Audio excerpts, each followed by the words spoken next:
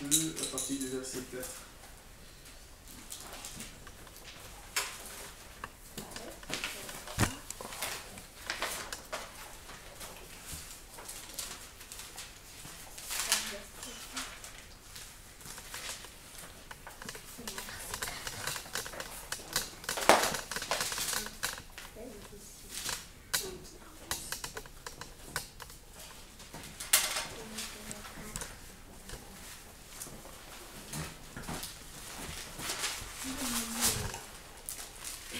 Et vous approchant de lui, pierre vivante, rejetée par les hommes, mais choisie et précieuse devant Dieu.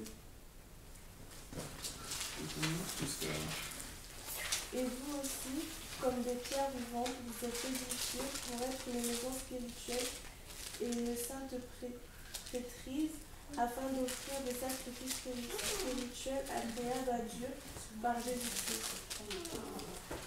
Amen. Amen. Vous voyez, bien-aimés dans le Seigneur, ici, la parole de Dieu nous qualifie de pierres vivantes. C'est un privilège énorme que nous avons d'être des pierres vivantes dans le Seigneur. Bienvenue dans le Seigneur. Nous sommes des pierres vivantes.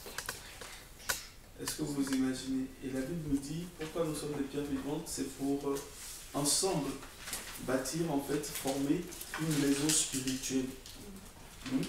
Et cette maison spirituelle, elle est bâtie de pierres vivantes. Vous voyez?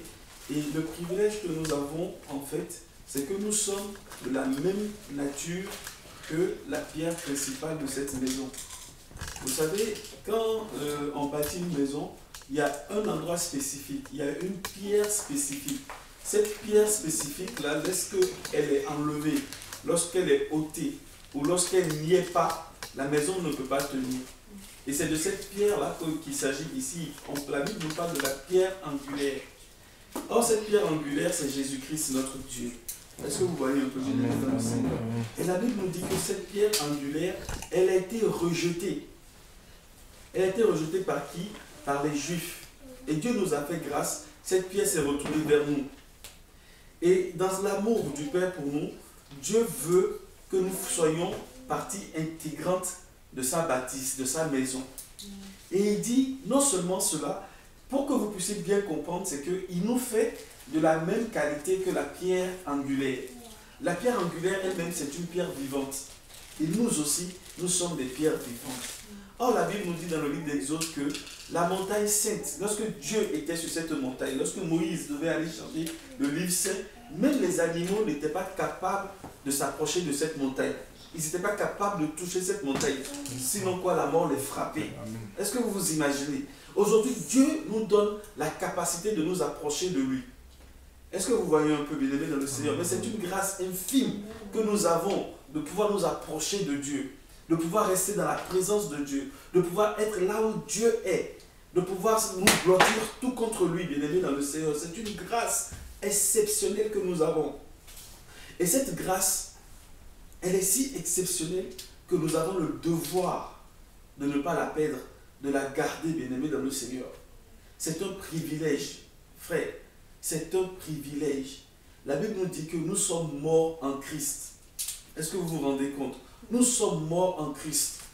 Et en ressuscitant, Christ nous ramène en nouveauté de vie. Et dans le fait de nous ramener en nouveauté de vie, il nous donne les qualités qui sont siennes. La Bible nous dira par endroits, ayez les sentiments du Christ en vous. Est-ce que vous voyez? Et si Christ est en nous, bien-aimés dans le Seigneur, nous devons avoir un caractère exceptionnel qu'il a, un caractère qui fait de lui une pierre vivante, c'est-à-dire sa sainteté. Bien-aimés dans le Seigneur, si nous ne sommes pas saints, nous ne sommes pas en état de sainteté, nous ne pouvons pas nous approcher du Seigneur. La Bible dit, sans la sanctification, nul ne verra la gloire du Père. Vous rendez-vous compte? Et Dieu dit quand même qu'il met en nous les capacités d'être de la même nature que son Fils. Il dit que nous sommes des pierres vivantes. Il dira, moi qui vous ai appelé, je suis saint, soyez donc saints. Ce n'est pas une option. La sainteté, elle est à portée de nous tous. Elle est à portée de nous tous. Ce n'est pas quelque chose d'impossible. C'est quelque chose de faisable. C'est quelque chose que nous pouvons acquérir. C'est juste une disposition du cœur. Nous sommes déjà dans la grâce du Seigneur. Dieu veut nous doter déjà de tout. Il veut nous doter de cette sainteté. Et il dira encore au début de ce passage, approchez-vous de lui. Il nous dit, nous pouvons venir, nous pouvons demeurer dans sa présence. Pourquoi? Parce qu'il a fait de nous des personnes saintes. Il dira dans Éphésiens 2 que nous ne sommes pas des gens du dehors. Il dira que nous ne sommes pas des personnes étrangères, mais nous sommes des gens de la maison de Dieu. Hein? Est-ce que vous vous rendez compte? Éphésiens 2, verset 19, nous dit, ainsi donc, vous n'êtes plus des étrangers ni des gens du dehors, mais vous êtes des concitoyens des saints, gens de la maison de Dieu. Vous avez été édifiés sur le fondement des apôtres et des prophètes, Jésus-Christ qui lui-même étant la pierre angulaire. En lui, tout l'édifice bien coordonné s'élève pour être un temple saint dans le Seigneur. Est-ce que vous voyez, bien-aimés dans le Seigneur? Au verset 22, il dira, en lui, vous êtes aussi édifiés pour être une habitation de Dieu en esprit. Vous voyez, Dieu a pour objectif d'élever un temple. Il a pour objectif de bâtir une maison.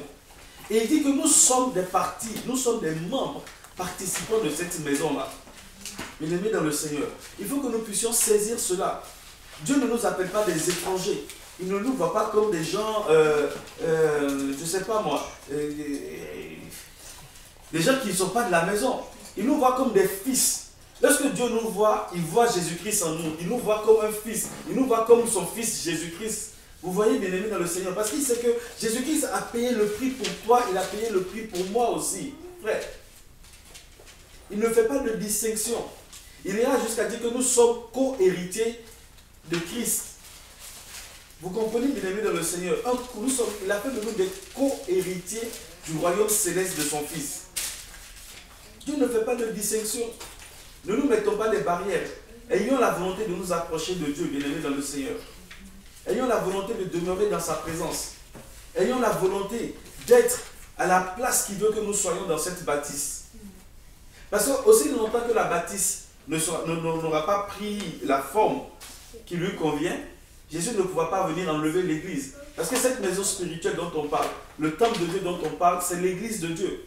Et c'est cette église qui doit être enlevée. Voilà pourquoi Dieu dit qu'il viendra chercher une église glorieuse, une église sans tache, sans ride. C'est un appel à la sanctification pour nous, bien-aimés dans le Seigneur. Mais Dieu veut nous faire comprendre que cet appel à la sanctification, elle est possible. Parce qu'il y a des gens qui pensent qu'il n'y a que Christ, Jésus-Christ seulement, Fils de Dieu, qui a la capacité ou qui avait la capacité de vivre en une sainteté parfaite. Mais ce n'est pas vrai, bien-aimé. C'est possible pour toi, c'est possible pour moi aussi. Il dit, moi qui vous ai appelé, je suis un Dieu saint. Et il dira, soyez donc saints. Nous devons aimer cette sanctification. Nous devons vraiment la désirer, cette sanctification. Parce que je vous dis, bien-aimés, sans la sanctification, nous ne verrons pas Dieu. Ce n'est pas de savoir si tu es dans la sanctification au jour d'aujourd'hui, si tu vis dans la sanctification au jour d'aujourd'hui ou pas, si tu as des obstacles ou pas. Le plus important pour toi, c'est de la désirer déjà d'abord.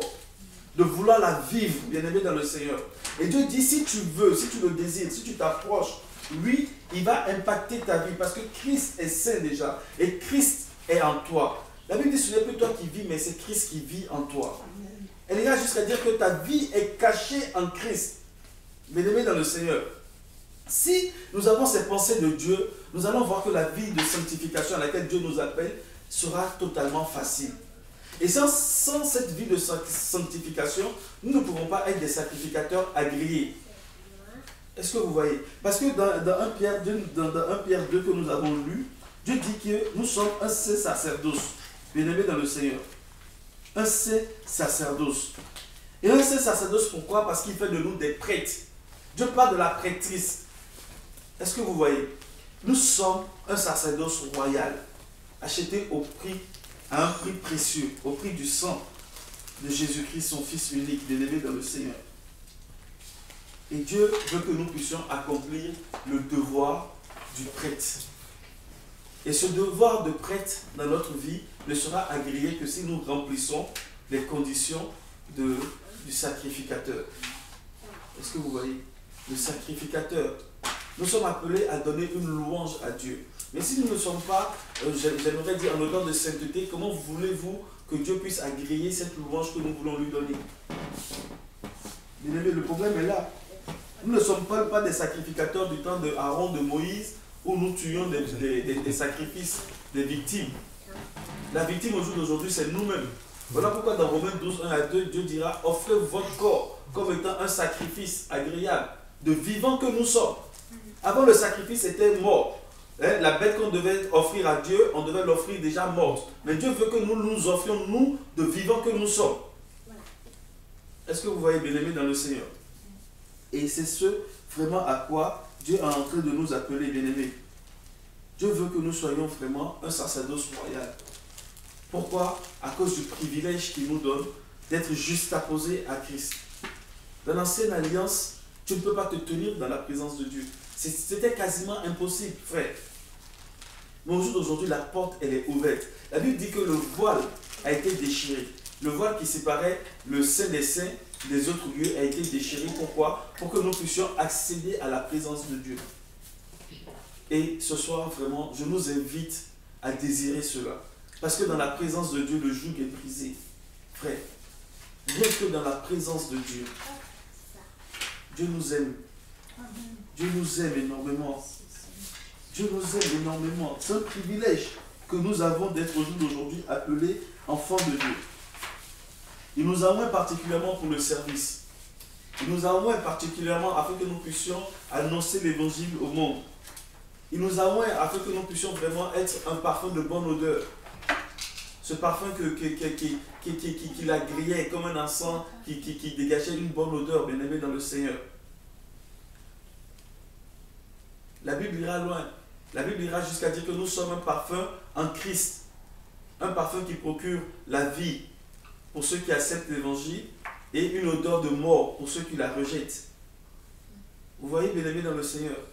Cela veut dire que lorsque Dieu nous regarde, il désirerait recevoir un parfum de bonne odeur, ne serait-ce que rien qu'en nous regardant. Pourquoi? Parce que si nous avons la vie du Christ en nous, bien aimé dans le Seigneur, la sanctification elle est pour nous. Si nous aimons Christ plus que tout, nous ne devons pas nous attacher aux choses de la terre. Nous ne devons pas nous attacher aux choses d'en bas. Nous devons désirer les choses d'en haut. Et dans le désir des choses d'en haut, la sanctification sera nôtre. La sanctification, ce n'est pas un processus extraordinaire de Dieu sur quelqu'un, mais c'est la décision que chacun prend de se mettre à part pour Dieu. Vous voyez? C'est la décision que nous prenons nous-mêmes, de nous mettre de côté. Pourquoi? Parce que nous avons été appelés hors du système. Nous avons été appelés hors du monde. Voilà pourquoi nous sommes appelés Église de la part du Seigneur. Et si nous avons été appelés Église de la part du Seigneur, nous avons été appelés hors du système, hors du monde, nous devons comprendre que nous n'avons pas été appelés hors du monde pour rester tranquille quelque part. Mais non, c'est pour servir Dieu. Au travers de notre louange, de notre adoration, de notre bienfaisance vis-à-vis des uns des autres. Est-ce que vous voyez, frère? Et cet appel de Dieu, il est encore plus pressant. Parce qu'il veut revenir bientôt. Il revient bientôt pour chercher cette église que nous sommes censés être, bien-aimés dans le Seigneur. Et Dieu ne veut pas des pierres mortes, il veut des pierres vivantes. Des pierres dans lesquelles il y a la vie. Des pierres dans lesquelles il y a la vie. Pas n'importe quelle vie, mais la vie de Dieu lui-même. Une vie qui impacte son entourage. Sans même qu'elle ouvre la bouche. Bien-aimé, il y a des gens qui ont vécu des choses extraordinaires. La Bible dit que l'homme de certains guérissait des malades. Il y a comment il s'appelle? Celui qui a été à l'origine des méthodistes. Wesley. Oui, la Bible dit, les gens donnent témoignage de lui en disant que lorsqu'il même marchait dans la rue, les gens se repentaient dans les maisons. C'est-à-dire la puissance de Dieu convainquait les gens de se repentir. Tellement il était dans la sanctification, il aimait dans le Seigneur. Des fois on pense que c'est par la force, c'est par non. Déjà c'est la vie consacrée à Dieu déjà va faire beaucoup de choses. Je ne parle même pas de notre propre vie. Parce que notre propre vie, elle ne nous intéresse pas. Parce que ce n'est pas pour nous que nous ne mettons pas de côté pour nous, nous mettons déjà de côté pour Dieu. Pour ma part, peu importe pour ma propre vie. Peu m'importe. Mais je veux me mettre à part au jour d'aujourd'hui parce que je me dis oui, je veux juste être un instrument de justice entre les mains de Dieu. Afin qu'il puisse accomplir son plan pour l'humanité. Et c'est ce désir que nous devons avoir. Peu importe notre vie, peu importe la persécution qui nous attend, peu importe la bonté dans laquelle nous allons vivre, peu importe l'abondance. Je ne rêve pas de tout ça, que je sois riche, que je sais pas, ça ne me préoccupe pas. Ça ne me préoccupe pas. Je préfère que nous contentions. La Bible parle du contentement. Et Dieu pourvoira à nos besoins, et ça, j'en suis sûr. Mais le plus important pour moi, c'est de savoir quel a été l'impact de ma vie dans la génération dans laquelle j'ai vécu. Et ça, c'est le plus important pour moi, bien-aimé dans le Seigneur. Et ça doit être le questionnement quotidien de tout un chacun de nous. Le fait d'avoir été juxtaposé à la pierre principale, qu'est-ce qu'elle a pu apporter dans la vie des autres? Voyez-vous, bien-aimés, est-ce que nous avons atteint le but de sacerdoce royal? Quand Dieu nous regarde, la Bible dit de nous en fait que, au verset 9 de 1 Pierre 2, la Bible dit, vous au contraire, vous êtes une race élue, un sacerdoce royal, une nation sainte, un peuple acquis, afin que vous annonciez les vertus de celui qui vous a appelé des ténèbres à son admirable lumière. Voyez-vous, bien-aimés dans le Seigneur, quel est l'impact que nous avons au sein de notre génération? Cette vie, est-ce que nous la désirons au jour d'aujourd'hui plus que tout? Est-ce que nous honorons la parole de Dieu? Est-ce que nous la servons? Telles sont les questions que je me pose, bien-aimés dans le Seigneur. Et je pense que Dieu nous aime. Et la parole de Dieu nous le démontre pratiquement partout. L'amour que Dieu a pour nous. Cet amour est continuel, cet amour est perpétuel. Il est présent, il se renouvelle chaque instant. Et les preuves, le témoignage de chacun est là pour dire, pour rappeler comment Dieu l'aime. Mais nous, en retour, si nous devons exprimer notre amour vis-à-vis de Dieu, c'est la réponse à son amour par une vie de sanctification. Tout simplement. Tout simplement. Nous voulons honorer un Dieu saint. Nous voulons honorer un Dieu qui nous a aimés plus que tout. Mais le début de l'équation, c'est juste la sainteté. Parce que refuser la sainteté dans notre vie, c'est demander à ce que encore Christ vienne mourir une autre fois encore à la croix. Impossible. Si Christ doit revenir sur la terre, c'est pour venir chercher la race d'élus que nous sommes. Et l'élection passera par la sanctification. Et j'ai envie de dire que c'est facile pour nous. C'est facile pour nous. Il n'y a pas de contrainte. Il y a juste à s'abandonner entre les mains de Dieu. Christ a condamné le péché à la croix. Le péché n'a plus de pouvoir sur nous. Nous devons le comprendre, nous devons l'accepter aussi simplement que ça. Et pouvoir répondre à cette lutte interne que le péché veut apporter dans notre vie par une simple attitude. Nous avons cette victoire en Dieu. Nous avons cette victoire en Dieu. Nous devons refuser. Vous savez, la Bible dit que nous sommes le sel de la terre. La Bible nous dit que le Saint-Esprit vient pour limiter la corruption. L'Esprit de Dieu est en nous. L'Esprit de Dieu est la sainteté de Dieu. Laissons le Saint-Esprit nous parler à nos cœurs, faire le tri dans notre vie, être dans sa présence. Et si nous sommes dans la présence de Dieu, je pense que ça sera tout comme ça sera tout comme s'approcher du rocher. Vous savez, quand ils s'approchaient du rocher qui les abreuvait, ils recevaient quelque chose découlait d'eux. Et je pense que ça sera naturel pour nous. Ça sera naturel pour nous. Bien-aimé, Dieu nous aime. Laissons-nous nous faire purifier par Dieu. On n'a pas d'effort à faire. Hein. Le plus simple, la seule chose que Dieu nous demande, c'est de se mettre à part. C'est tout. De regarder dans le monde dans lequel nous vivions, de regarder les exigences du monde, de regarder ce à quoi nous pousse le mode de vie que veut nous imposer le monde, de le comparer à celle que nous demande la parole de Dieu et de faire un choix, se mettre juste à part pour Dieu. Et nous allons voir comment le Saint-Esprit va opérer une œuvre de sanctification en nous. Parce que le plus gros serait fait, c'est accepter la parole de Dieu pour nous. C'est accepter honorer la parole de Dieu. C'est accepter vivre la parole de Dieu. Aucun péché ne sera trouvé en nous. Au contraire, le Saint-Esprit nous les révélera au fur et à mesure.